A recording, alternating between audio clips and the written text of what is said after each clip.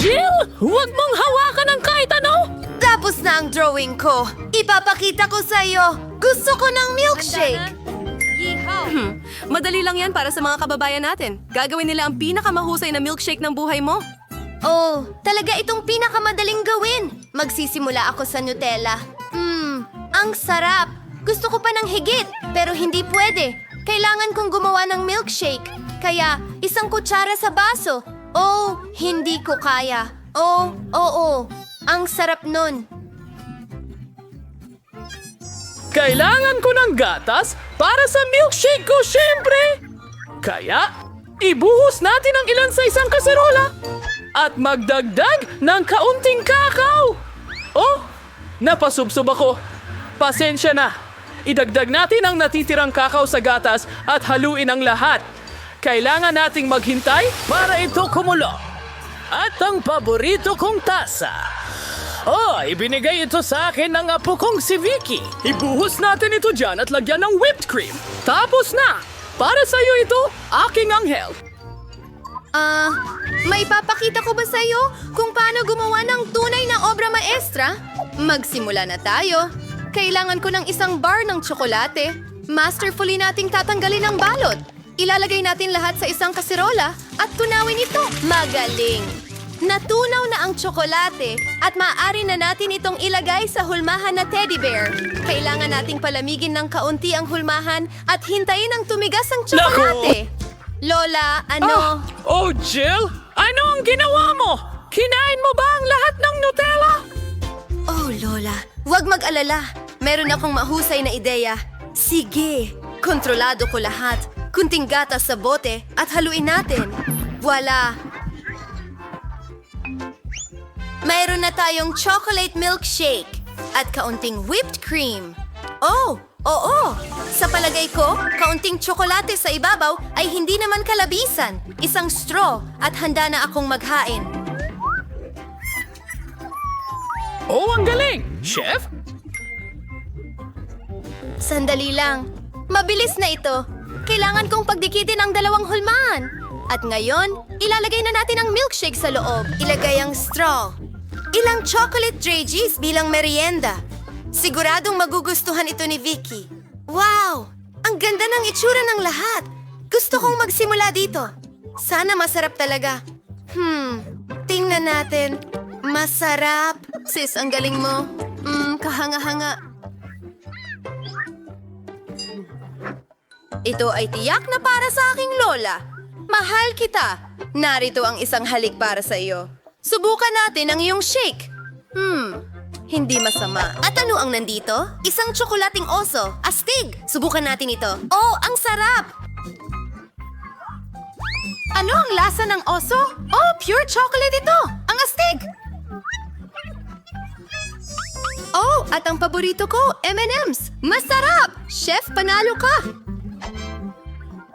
Oh, oo. Alam ko yun. Nakikita ko na hindi siya makapaghintay na magsimula sa pagluluto. Alamin natin kung ano ang gusto ni Vicky. Gusto ko ng pasta. Magandang pagpipilian yan. Handa na ang lahat, kaya simulan na natin ang pagluluto. Saan tayo magsisimula? Tama. Kailangan natin magpakulo ng pasta. Ilagay natin ito sa kaldero at pakuluin. Oh, ang hahaba nila. Oh, paano ko ba ito isasalpak? Hindi ko kaya ito. Ha! Tingnan mo! Oh, Jill! Mali yan! Hayaan mong ituro ni Lola kung paano gumawa ng spaghetti. Buksan natin ang kalan at hintayin ang tubig na kumulo. Pagkatapos, ilagay ang spaghetti at huwag gawin ang kahit Ano ang ano. itinuturo mo sa mga kabataan dito? Baby, ipapakita ko sa'yo kung paano gumawa ng tunay na pasta. Tingnan mong mabuti. Ilagay ang spaghetti sa pakuluan. Samantala, kumuha tayo ng lata ng itim na tinta at ibuhos ito sa tubig. Ngayon, meron tayong itim na pasta. Oh! Kailangan subukan ito. Oops! Medyo overcooked, pero mas mabuti kaysa hilaw na hilaw. Ilagay sa plato. At pampalasa, pero ano? Oh, ano ito? Ketchup? Oh, mga chemical ito. Kailangan natin ng mas natural. Gagawa ko ng sarili kong ketchup. Dinudurog ang ilang, kamatis. Mag-ingat. Tapos na. At ibuhos natin ito sa spaghetti ko. Okay, chef. Ano sa tingin mo? Sinusubukan mo bang lasunin ng bata? Ipapakita ko sa iyo ang magandang recipe. Handa ka na ba? Kailangan natin ng keso. Sige, hinihiwa ko na. Ngayon, ilalagay natin ang masarap na itim na pasta sa loob ng keso. Oh, At konting apoy. Tinutunaw namin ang keso hanggang maging mabigat na tunaw ito. Magaling. Ilagay ang pasta at haluin ng mabuti. yum, yum, Ilagay yum. ito sa isang plato at ilang tuyong kabute.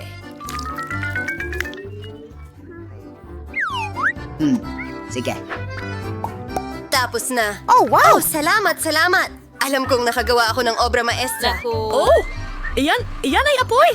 Bilisan mo! Oh, tao. Sunog ang spaghetti ko. Hindi ko maihahain yan kay Vicky. May astig akong Hindi. ideya. Maglagay Hindi. tayo ng gatas sa kakao.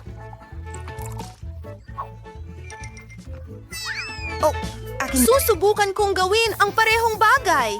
Sige, ihalo natin ang lahat. Susunod, kakailanganin ko ng hiringgilya. Pero huwag mag-alala, hindi ko sasaktan ng sinuman.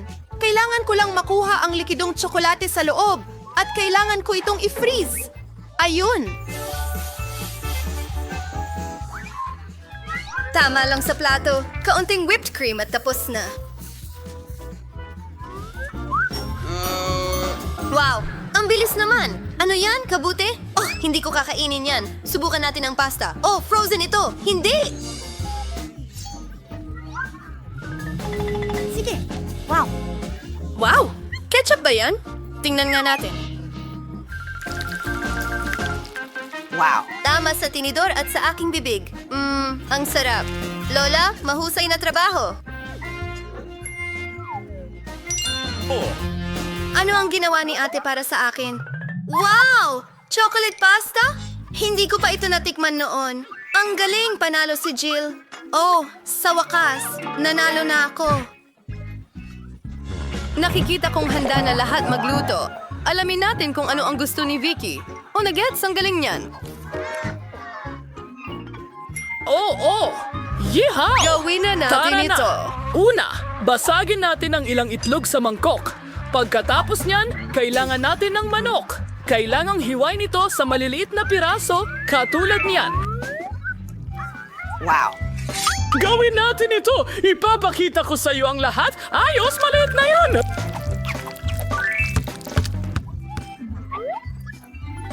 Haluin natin lahat! At, oh, chef! Anong ginagawa mo?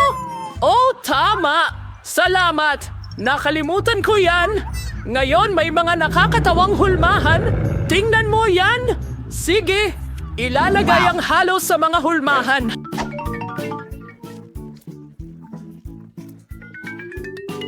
At hayaang magyelo!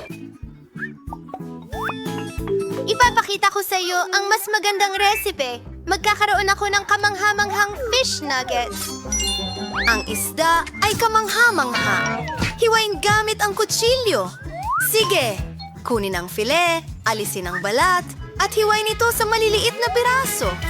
Lagyan ng harina sa ibabaw at i-breaded. Ngayon, maganda na yan. Ipito Handa natin ka na ito ba? sa mantika. Ang aking mga nuggets ay talagang frozen. Kailangan ko silang tingnan. Tignan natin. Oh, ang aking mga dinosaur. Oh, nasaan ang iba? Oh, Jill baby, ibalik mo ang aking mga nuggets. Kailangan ko silang lutuin. Badburan ng breadcrumbs at pwede na nating ilagay sa oven para i-bake. Tumatakbo na ako! Sige, panahon na para sa akin na... Well, matulog na talaga. Handa ka na ba? Sa tingin ko, ang chicken nuggets ay medyo hindi ko kayang gawin. Kailangan kong mag-isip ng iba. Siguradong kaya kong gumawa ng cookie nuggets. Maganda. Gagamitin natin ang cookies. Kita mo? May mga mumu na tayo. At magdagdag ng maraming peanut butter paste. Oh, ang sarap niyan. Ang natitira na lang ay ihalo ang lahat. At tingnan mo, parang plasticine. Sige, gawin natin ito sa paborito nating mga hulmahan. Chef, ano sa tingin mo sa ideya ko?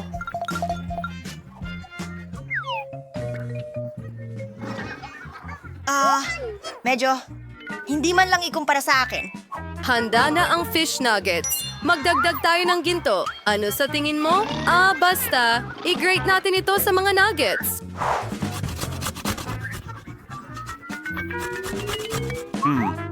Sige. Ngayon para sa masarap na sarsa, kailangan ko ng granada. Oh, bagay ito sa isda. Nako. Gising na ako! Gising na ako! Okay, oras na para kunin ang aking nuggets. Nasa na sila? Eto na. Ilagay natin sa plato at lagyan ng ketchup. Tapos, Jill, nasa ng sauce?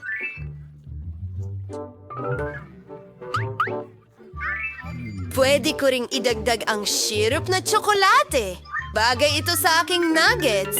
Tapos na, yay! Handa na ang nuggets ko.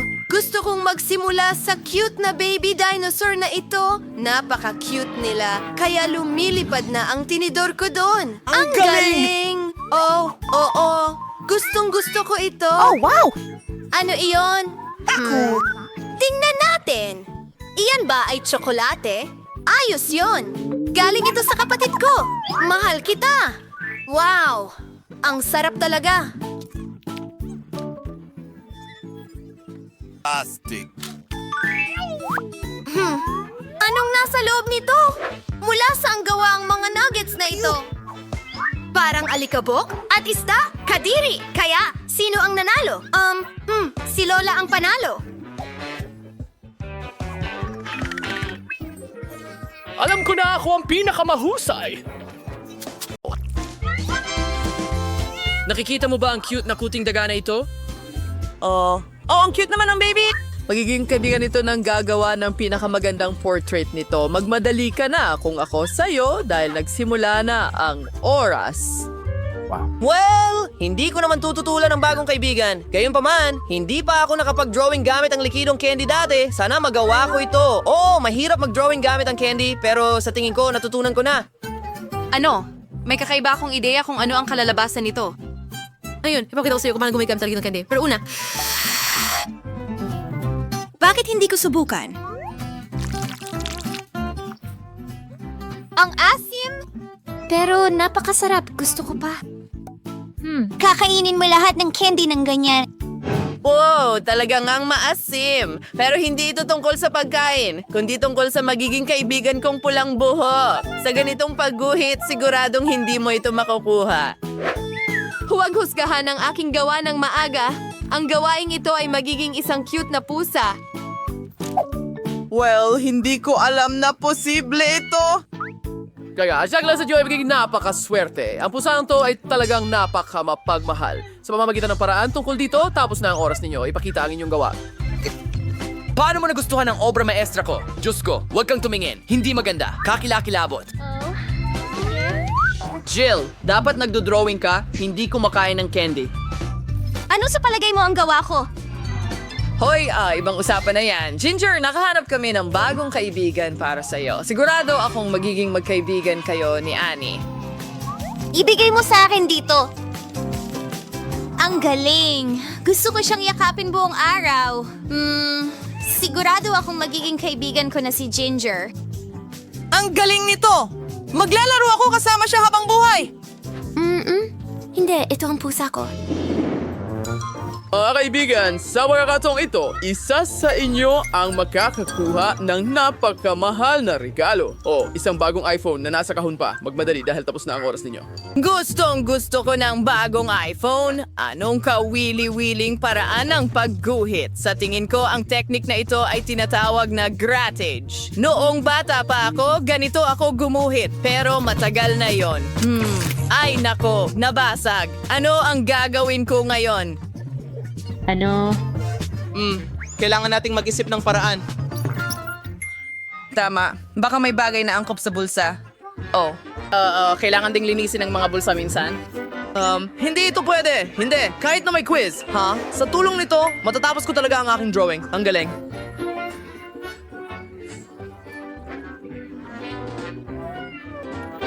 Tada! Handa na ang lahat. Mukhang astig ito. Jill, ikaw naman, gumuhit ka. Madali lang. Magaling ako sa pagguhit. Bakit hindi ko subukan gamit ang karayom? Tapos na. Halos eksakto at halos perpekto ang kinalabasan. Sa pangkalahatan, hindi ito kasing dali ng inaakala sa unang tingin. Oo, dapat aminin na mas gusto kong mag-drawing gamit ang karaniwang panulat. Kaya, may kung anong kalokohan. Ang weird. Kaya guys, tapos na ang oras. Gusto kong makita ang gawa ninyo. Kaya, Annie? Pasensya na, pero talagang hindi maganda. Lumabas itong sobrang tabing eh. Sa totoo lang, hindi mo dapat sinubukan gumuhit ng masama. Oh, mas maganda ang drawing ni Gwyneth. Papalitan ko ito. At narito ang akin. Oh, Jill, nagulat mo ako. Maganda ang trabaho mo. Chad, ikaw naman? Sige. Oh, ano sa tingin mo sa akin? Sinubukan ko talaga ng mabuti. At sinubukan naman ng mabuti, mas maganda ang gawa ni Jill. Ano? Mas mabuti? Ha? Pinalitan mo ang mga guhit. Hindi ito patas. Mas mabuting batiin mo ako. Meron akong bagong iPhone.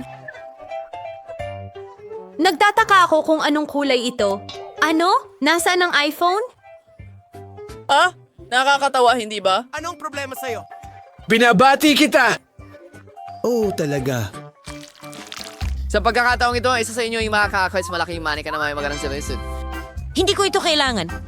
Nahuli mo ay kusabin na hudaras ordinaryong manika. Isasag na our syrup the cake. Tara! Walang tatanggi sa ganitong bagay, sigurado. Oo, hindi pa ako nakapagpinta gamit ang gum dati. Isang napakakakaibang paraan, pero makakapag-enjoy din ako ng masarap na chewing gum. Ang astig, kakainin ko silang lahat. Oo, ang saya ng pagnguya ng gum. Wow, astig, nakuha ko. Sana ngayong araw ay ma-enjoy ko hindi lang ang pagnguya ng gum, kundi pati na rin ang isang kamangha-manghang cake. Kaya, oras na para magtrabaho. Sa palagay ko, ang pagguhit gamit ang gum ay kawili-wili. Ay, naku! Ano? Anong problema mo? Maaari akong gumawa ng iba't ibang pattern gamit ang nanginuyang gum. Ang galing niyan. Kaya gagawa ako ng silweta ng cutie na ito nang walang problema. Magaling talaga si Annie dito. At ano sa palagay mo? Ang mahalaga ay mag-enjoy sa paggawa ng larawan. Pagkatapos ay magiging parang wow. Oh, Ano? Nakakatawa yon. Hindi ka pa binigo ng mga salamin ng ganito. Subukan mong palubugin sila? ay hindi. Ngayon marumi ang aking salamin. At nasira ang larawan. Anong klaseng araw ito ngayon? Bakit ako nakakatanggap ng ganitong mga parusa? Mga kaibigan, oras na para tapusin. Tapos na ang oras ninyo. Ipakita ang inyong mga guhit. Ani, magsimula tayo sa iyo. Ano ba yan? Talagang sinubukan ko. Hindi talaga. Meron kang pangit na damit. Hoy, sige. Jill, ipakita mo kung ano ang meron ka. Paano mo ito nagustuhan? Nakakainip. Sige, Ted. Ay, hindi. Talagang hindi ito maganda. Sa tingin ko, maganda ito. Lost sa Mondawa ay medyo okay lang. Rosie Jill ang may pinakamaganda. Sorry, Carshell. And bear of the cake. I was soft to sa kasin mo na. Hooray! Sa wakas nanalo ako! Kakagutom ko lang, kaya oras na para kainin ito. Oh, sayang na ayaw ni Jill na magbahagi sa kanyang mga kaibigan. Ted, gumising ka! Oras na para sa susunod na round at sa round na ito, isa sa inyo ang magiging maswerteng may-ari ng isang case na may iba't ibang kosmetiko. Astig! Sige. Oh, maaari ka nang magsimulang mag-drawing. Sa totoo lang, hindi ko tatanggihan ang bagong kosmetiko, kaya kailangan kong magsika. Gustong-gusto ko ang mga kosmetiko. O, dapat akin ito. Sige, kailangan kong makaisip ng orihinal na plano. Meron nga akong isa. Una, kailangan mong gadgarin ang mga Crayola gamit ang kudkuran.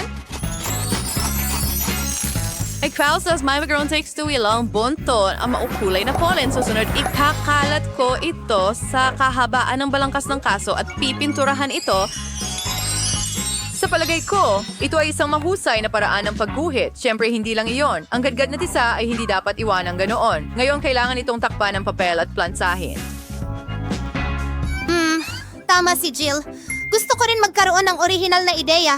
At meron nga ako nito. Ano? Sige, Diyos ko. Kaya, para gawin ito, kailangan mo lang haluin ang chalk sa isang tasa ng tubig. Pagkatapos, magkakaroon na ako ng karaniwang mga pintura. At mas maginhawa at mas mabilis itong gamitin para magdekorasyon. Tingnan mo ito. Sa palagay ko, lumabas itong napakaganda.